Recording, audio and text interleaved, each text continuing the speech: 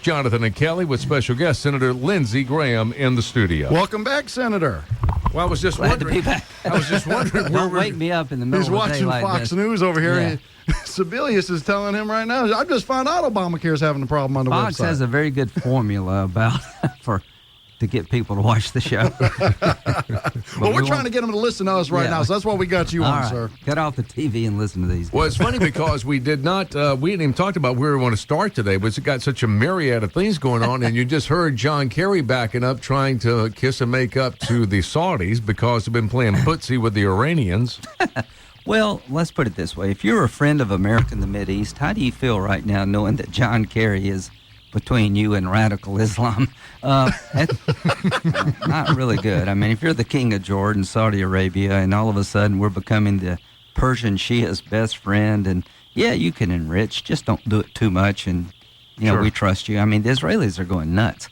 You know what he's been able to do? He's been able to drive the Israelis and the Arabs together.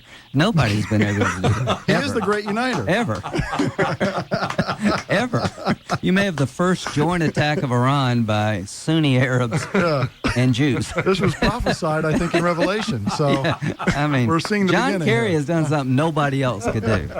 Unite the Mideast. When's the last time a country looked at us and said, you know something, just really don't want to be friends anymore, appreciate the offer, but I got a better date over here. 2009. You know, the charm offensive, when he went to Cairo, President Obama, to give the speech, I really believed that he thought that Bush was the problem, that all he had to do is reassure the world, the cowboys out of the White House, I'm going to be reasonable, we're all going to work together. He never understood that radical Islam hates him as much as they hate Bush. They hate the idea of America, not a Republican or Democratic America. And I think he underestimated our enemies. He doesn't understand Iran's true agenda. Al-Qaeda is now more emboldened than ever. Just look at Benghazi. You killed 4 Americans and an ambassador, and nothing's happened to anybody. It's not a good time to be a friend of the United States in the Mideast. You know what I was reminded of today, and I wanted to mention this earlier. Today's the 30th anniversary of the attack in Beirut. Right. We lost 241 servicemen and women. I think Reagan would have told you and did say it was one of his great regrets. But 240 Marines at the end of a runway in Lebanon in the middle of a sectarian war, they were pretty much defenseless, and the rest is history. But Reagan learned. Reagan learned from his mistakes. The Mideast abandoned the Soviet Union during Reagan's time. We're driving people toward the Russians. The poetic justice for Obama's 8 years would be if at the very first part of his administration, he gets the Nobel Peace Prize for not being Bush. Right. And when it's all over, Putin gets the Nobel Peace Prize. For not being Obama. just for looking strong. Just for looking strong. And when we've elevated Putin to be the, a contender for the Nobel Peace Prize, and you got Saudi Arabia wanting to align with Israel and doesn't trust America, I don't know what to tell you. It's a mess. It's a mess. Now, speaking of messes, we were talking off the air a little bit about Obamacare. Yes. And what are your thoughts on it at this point? The Republicans, again, I'm sure you've heard some of your constituents not happy that you were kind of not you didn't hug Ted Cruz. No, I like Ted, but I didn't hug him. His idea of defunding Obamacare by shutting down the government didn't make sense to me. The idea of attacking Obamacare as a failed public policy does make a lot of sense to me. For 16 days, we shut the government down. Our numbers went in the toilet, and support for Obamacare actually went up. Over the last 48 hours, you've been able to look at Obamacare for the disaster it is. The president spent 25 minutes trying to explain it. A lady passed out almost killed a behind woman. him. Yeah, almost killed somebody trying to talk about health care. And Sebelius, the Labor HS Secretary, is saying, yes, this did take the president by surprise. Duh. You've had 3 years to get ready for this bill and for this rollout. And where was the president 6 months ago asking questions? Does the website work? How far along are we? So from a Republican Party point of view, the tactic of shutting down the government to defund Obamacare, I think, was misplaced. Can you imagine Bush being told by the Democrats, we're not going to open up the government till you agree to repeal the Bush tax cuts? He would never have done that. The public doesn't like Obamacare, but they're pretty united about the idea of shutting down the government to defund. That is behind us. Now we're on offense. Democrats are going home this week also. They're getting an earful. I was in Greenville. Guy owns 7 restaurants, going to have to close one, has 300 employees. Wow. It's cheaper for him to pay a $2,000 fine than it is to keep his people insured under Obamacare. It'll be a $1,600 difference. And I think Harry Reid told us really what's going on here.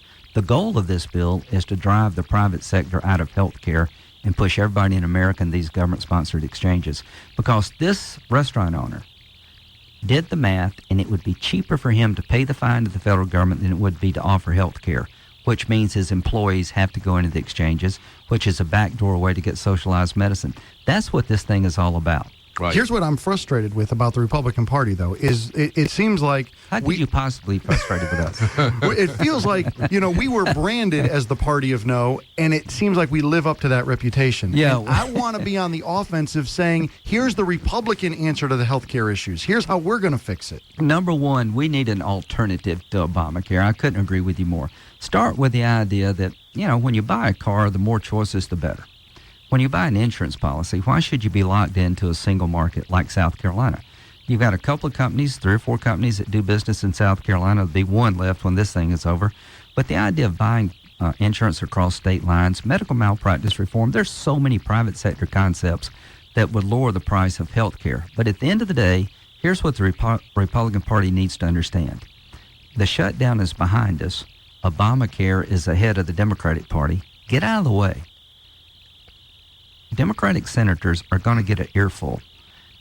One has already written a letter. The senator from New Hampshire, Shaheen, wrote a letter to President Obama today saying, please don't impose a fine on any American who doesn't sign up by March, because they don't have a chance to sign up because the website you developed doesn't work. That's a crack in the armor. I predict by the beginning of next year, early part of next year, Democrats are going to want a delay of this law because it's just killing the economy. Rubio is going to propose that bill this month. And Marco was smart. A delay was the way to go. We delayed the employer mandate, but the guy in Greenville said in 2015, here's what it cost me.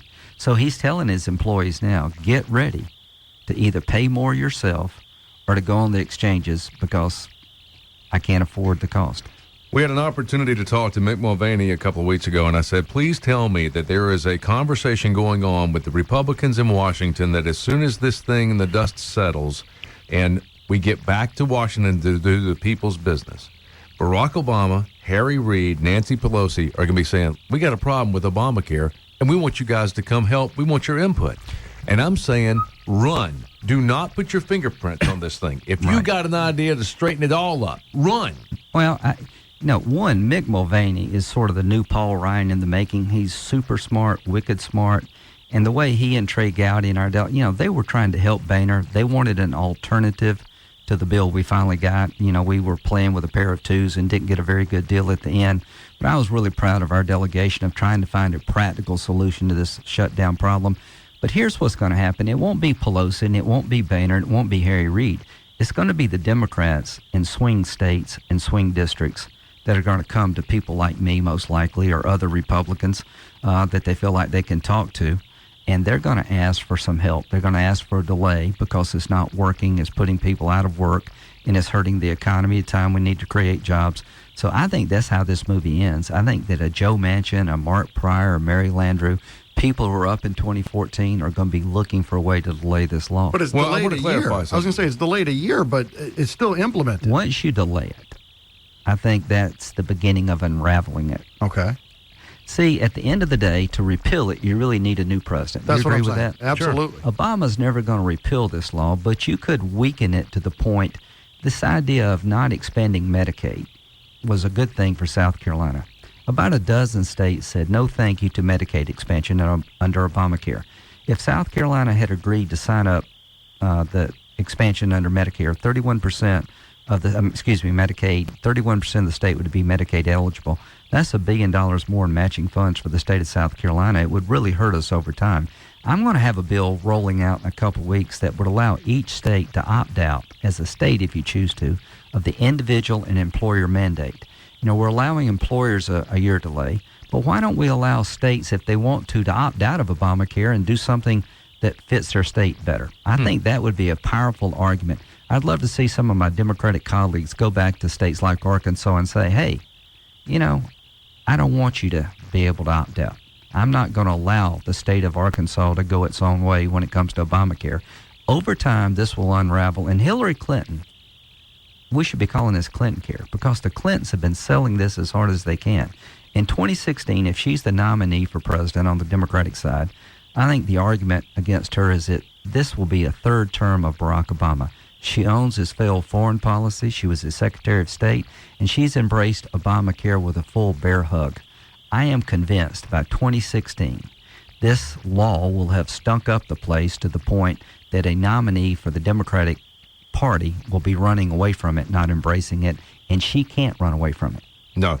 We got to take a break real quick. We're in the studio with Senator Lindsey Graham. Back in just Benghazi next. Yes. FM News and Talk, 100.1 WVOC. Good afternoon, 22 minutes after 522. This is Jonathan Rush. She's Kelly Nash. It's Jonathan and Kelly in 100.1 WVOC. We get a lot of emails by combining our last names. Rush, Nash. You get Rash at WVOC.com. Here's one for you, Senator.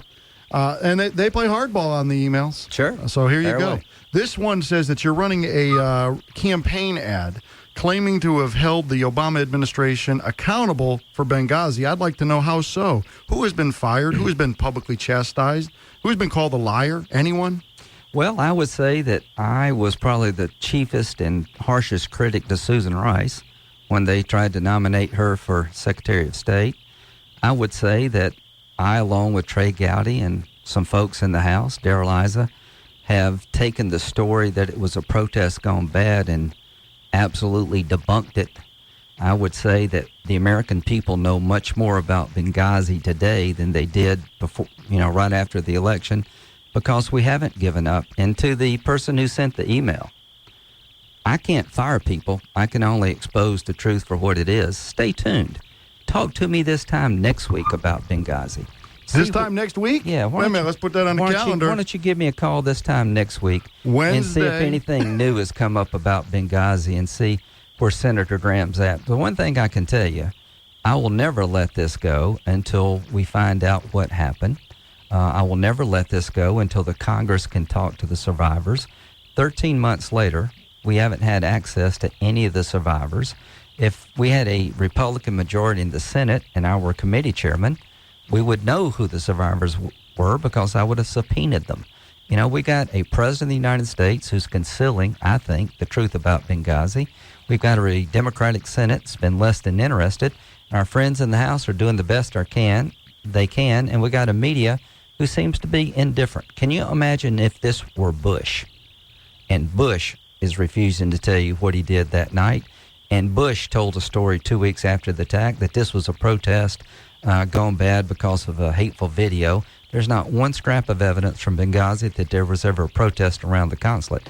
I'm proud of what I've done on Benghazi, and there's a lot more to come. I can't wait for next Wednesday now. Yeah, that's October 30th at about 5 o'clock. Can we get you back on the show? I will talk to you next week. All right. Between now and next week, you're going to know more about Benghazi than you've known before. You're going to hear some details you've never heard before, and I'll talk to you about what we can do going forward. Well, one of the emails I read earlier was talking about certainly Benghazi is a sore spot because of what it is. It's just a tragedy. Well, the other problem is that we don't see the email was making the point that the IRS seems to be the one that most people would gravitate to quicker, would be more insulted by, and now it seems to be enough link between the White House and the IRS that was absolutely directed by the president to attack conservatives. Well, you think it's an accident that conservative groups trying to organize to have a stronger voice under the law had a harder time than liberal groups? Do you think that's really an accident? No. No, I don't either. Again, you got the House, and everything the House does is partisan in the eyes of the media. In 2016, we're going to have another election. We're going to have one in 2014. Let's say that Hillary Clinton is the nominee for the Democratic Party. Okay. I think what I'm trying to do is find out what happened on her watch, President Obama's watch, just like I tried to do on Bush's watch. I'm pretty nonpartisan about national security. I never believed it was a few dead enders in Iraq.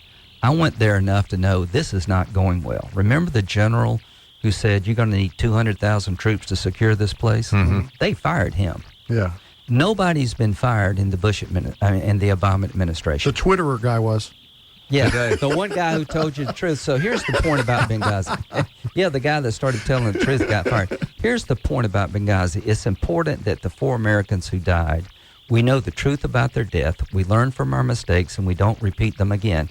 And anytime your government tells you a story about how Americans died in a dangerous situation and it's not true, that's a big deal. To those who serve in faraway places on the tip of the spear, we owe it to you to reset the table. To next time, try to come to your aid.